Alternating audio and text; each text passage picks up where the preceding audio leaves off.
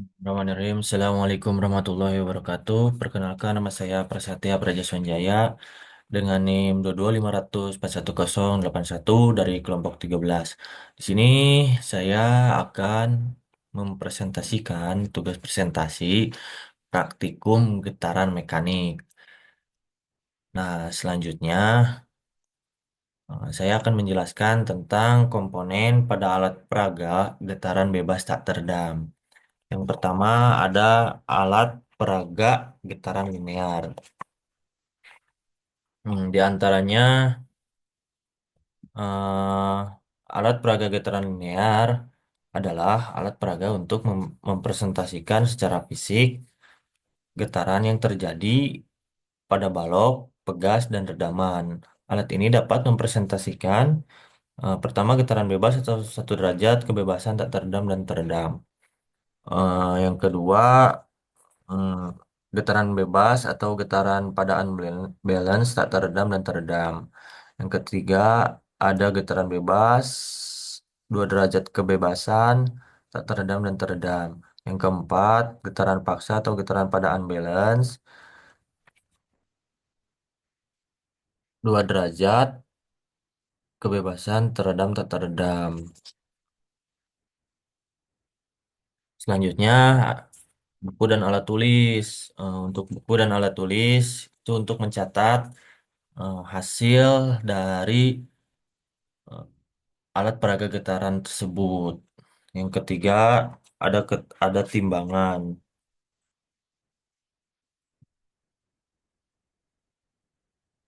Timbangan untuk mengukur berat dari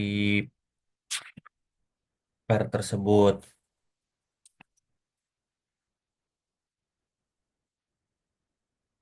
Lalu keempat ada laptop untuk menghasilkan nilai yang telah diuji dari alat getaran bebas tak teredam tersebut. Karena dari alat getaran bebas tersebut harus menggunakan software. Yang kelima ada penggaris, penggaris untuk mengukur eh, beban yang ditarik oleh beban per yang ditarik, beban pegas, mengukur beban pegas. Lalu ada pegas untuk menambah beban, lalu ada vibrometer. Vibrometer ini untuk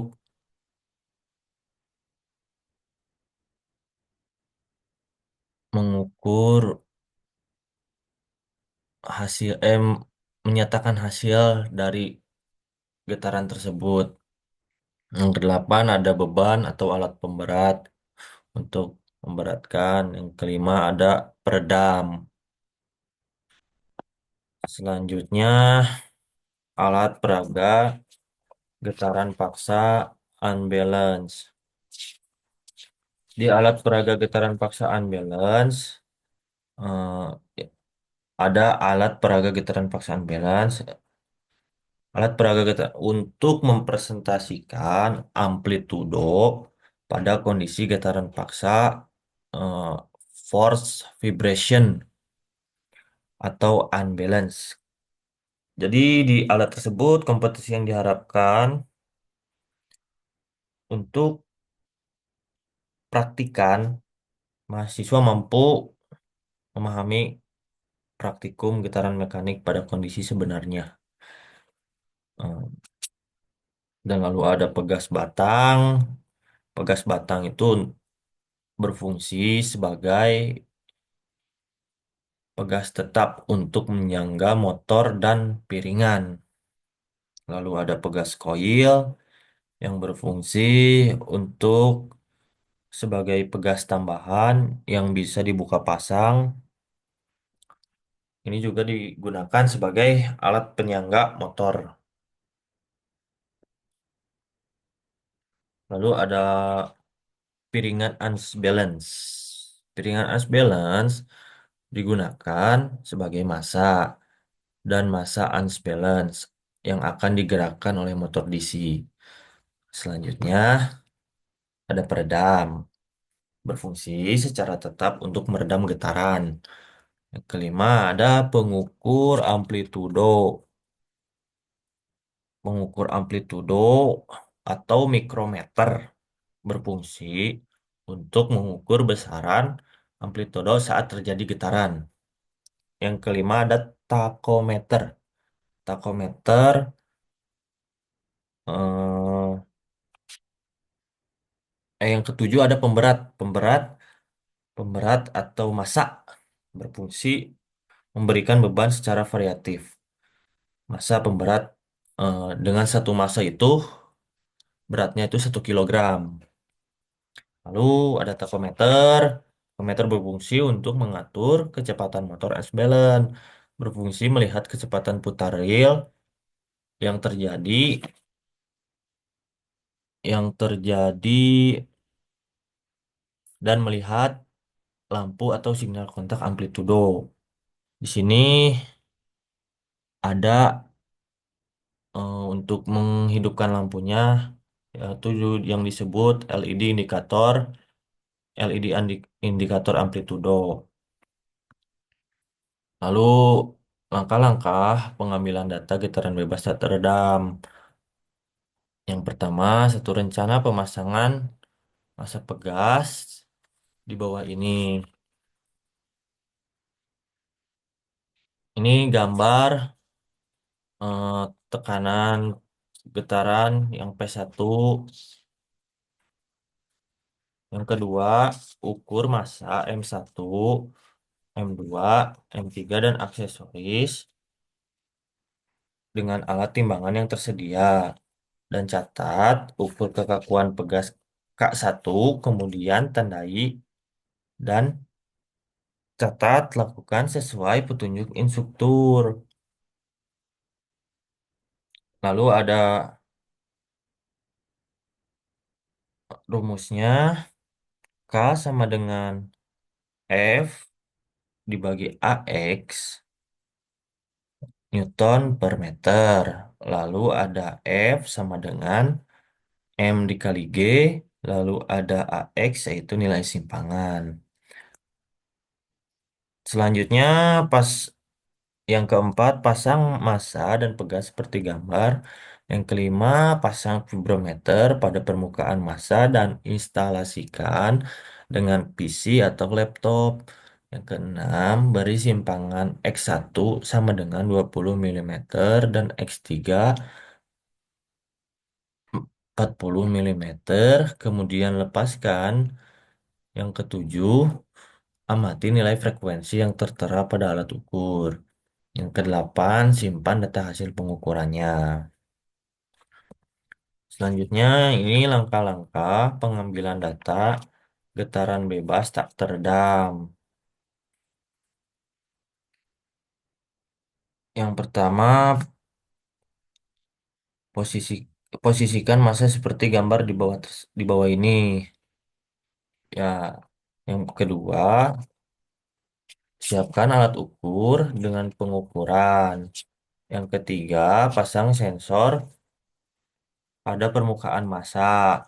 Yang keempat, beri simpangan X1 sama dengan 20 milimeter, X2 sama dengan 30 milimeter, dan X3 sama dengan 40 milimeter. Lalu yang kelima, amati nilai getaran yang tertera pada alat ukur. Eh, Yang keenam, simpangan data hasil pengukuran, ulangi dengan kombinasi dua pegas. Nah, di sini saya juga mendapatkan,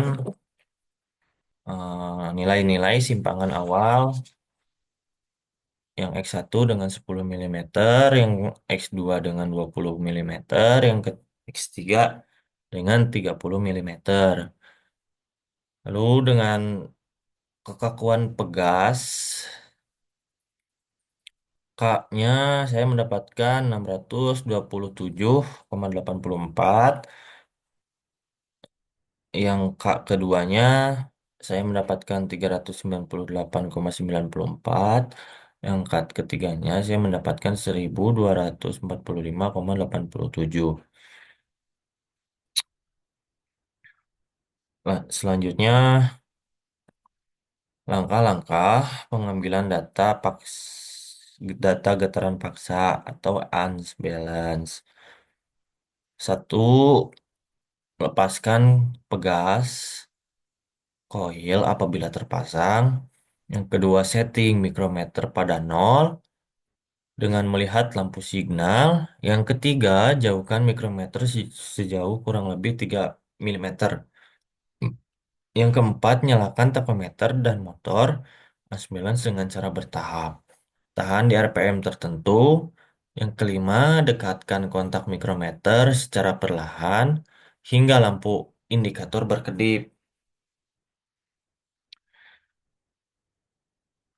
Untuk lampu indikator berkedip, eh, itu tandanya sudah mendekati tetapi belum menyentuh.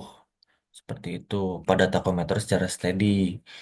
Yang keenam, catat nilai amplitudo dan RPM. Yang ketujuh,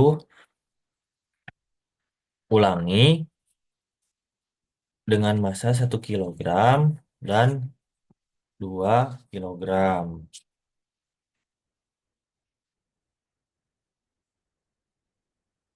Dan selanjutnya, eh, saya di sini menemukan putaran 1200 RPM.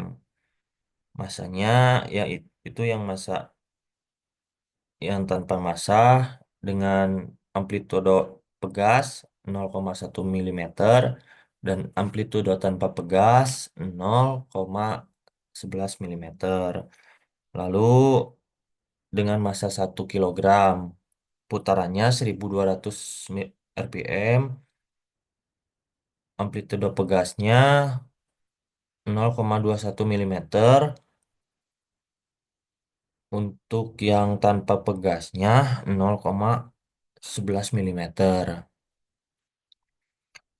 Lalu saya dengan percobaan dua massa atau 2 kilogram dengan putaran 1200 RPM, pegas saya mendapatkan dengan hasil 0,11 mm untuk pegas dan tanpa pegas 0,07 mm.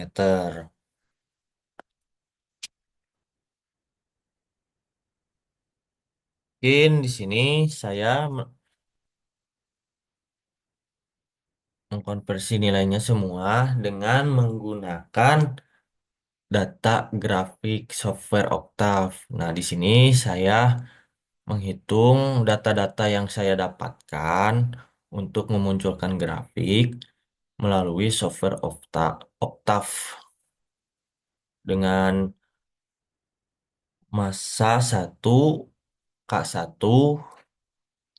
untuk grafiknya seperti ini dan massa 2 K2 grafiknya seperti ini. Ini untuk nilai simpangannya. Lalu ada massa 3 dan K3 grafiknya seperti ini dengan massa simpangan tersebut. Selanjutnya mungkin cukup sekian dan terima kasih dari saya. Mohon maaf apabila ada salah tutur kata, mohon dimaafkan. Wabillahi taufik wa hidayah. Wassalamualaikum warahmatullahi wabarakatuh.